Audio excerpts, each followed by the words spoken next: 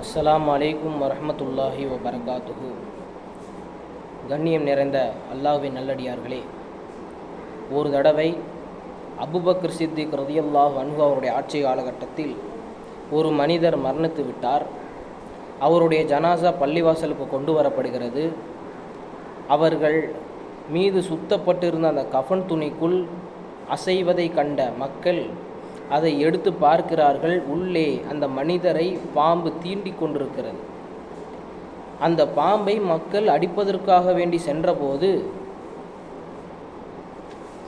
பாம்பு திரும்ப கேட்கிறது, இறைவன் தான் எனக்கு கட்டளையிட்டான், மறுமை நாள் வரை இந்த மனிதரை தீண்ட வேண்டும் என்று இறைவன் கட்டளையிட்டிருக்கிறான் என்பதாக அந்த பாம்பு சொன்னது.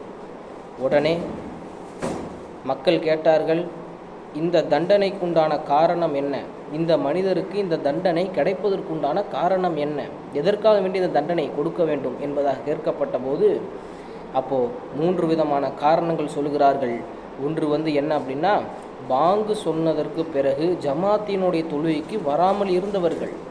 இரண்டாவது, இறைவன் ஒரு மனிதனுக்கு செல்வங்கள் நிறையா கொடுக்கப்பட்டிருந்தாலும் கஞ்சத்தனத்தின் காரணமாக ஜக்காத்து கொடுக்காமல் இருந்தவர். மூன்றாவது, ஆலிம்களினுடைய உரிய உபதேசத்திற்கு எந்த ஒரு மனிதர் செவிசாய்க்காமல் இருந்தாரோ அந்த மனிதருக்கு இப்படிப்பட்ட இந்த தண்டனை வழங்கப்படுகிறது என்பதாக வரலாற்று கிதாபுகளிலே பதிவு செய்கிறார்கள். எல்லாம் வல்ல இறைவன் இது போன்ற பாவங்களிலிருந்து நம்மை பாதுகாப்பானாக என்று சொல்லி என்னுடைய இந்த சிற்றுரையை நான் முடித்துக் கொள்கிறேன். அஸ்ஸலாமு அலைக்கும் வரஹ்மத்துல்லாஹி வபரகாத்துஹு.